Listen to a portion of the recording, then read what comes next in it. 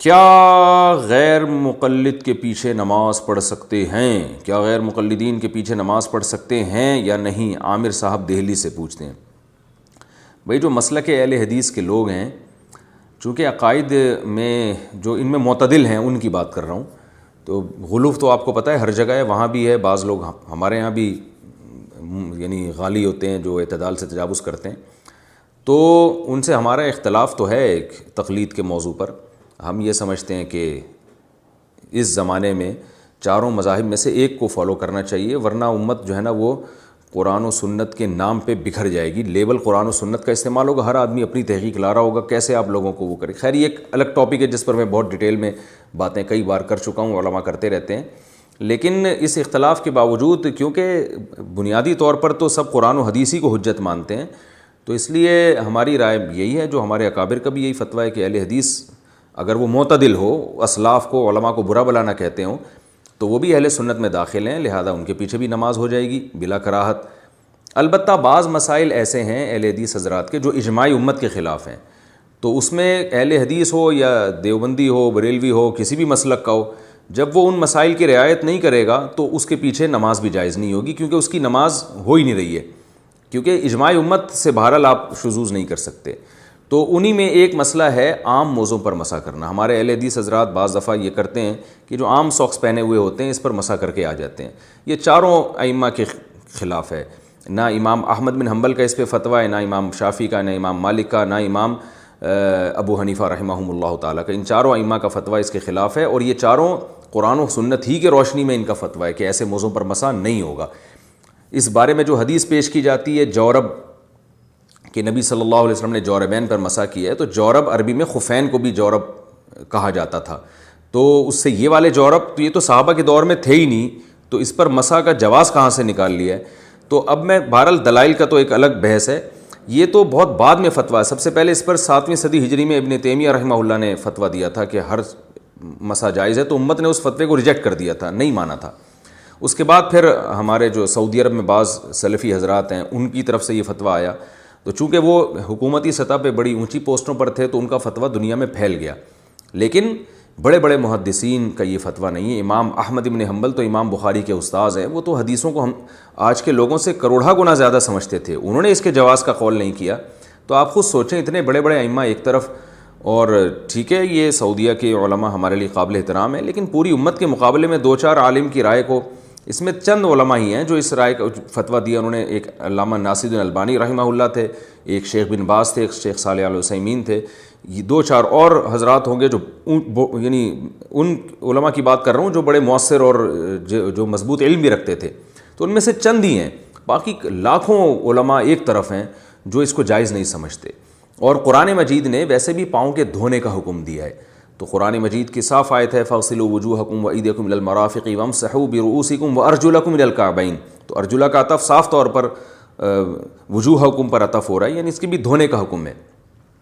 تو قرآن کے حکم سے آپ روگردانی نہیں کر سکتے جب تک کہ کوئی مضبوط دلیل نہ ہو۔ تو مضبوط دلیل خفین کے بارے میں تو ہے، جو چمڑے کے موزے یا اس جیسے موزے، ان کے بارے میں تو ہے۔ یہ جو ہم عام موزے جو عام صبح و شام پہنتے ہیں، ان کے بارے میں مضبوط روایت ہمارے پاس موجود نہیں ہے جو بالکل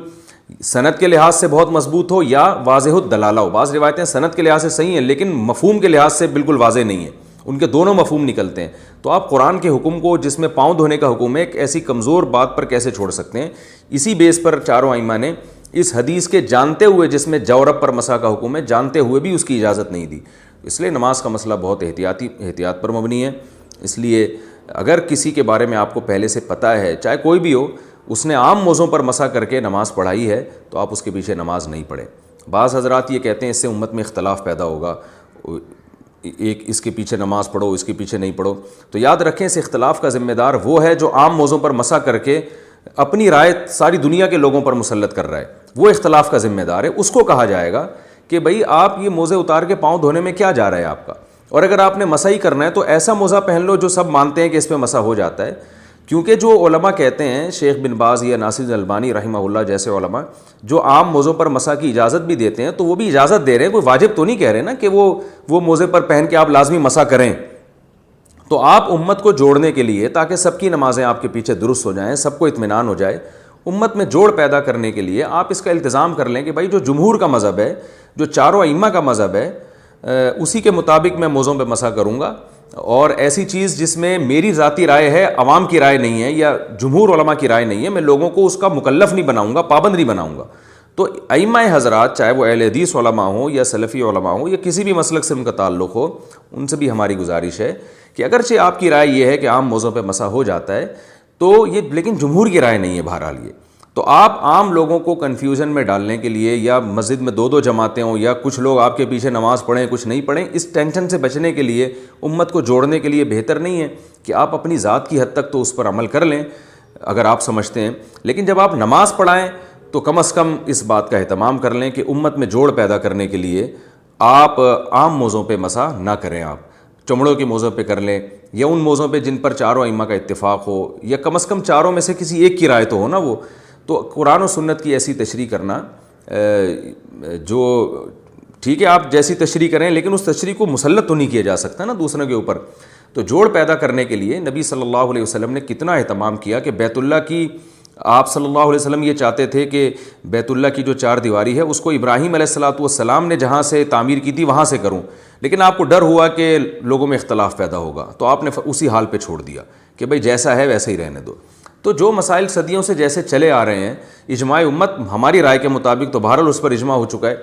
ہو سکتا ہے آپ اس سے اختلاف کریں لیکن جمہور تو بہرحال اس پہ جمع ہو گئے ہیں۔ تو اب ان میں چھیڑ چھاڑ کرنا، عوام کو کنفیوز کرنا، اس سے امت میں ایک دراڑ پیدا ہوتی ہے، اختلاف پیدا ہوتا ہے۔ تو اس لیے ہم تو یہی فتویٰ دیتے ہیں کہ چونکہ ہماری رائے، ہمیں تو اس پر اطمینان ہے، تو عام موضوع پر مسح اگر کوئی شخص کر کے نماز پڑھاتا ہے، آپ کو پہلے سے پتہ ہو، تو آپ اس کے پیچھے نماز نہیں پڑھ سکتے، کیونکہ بہرحال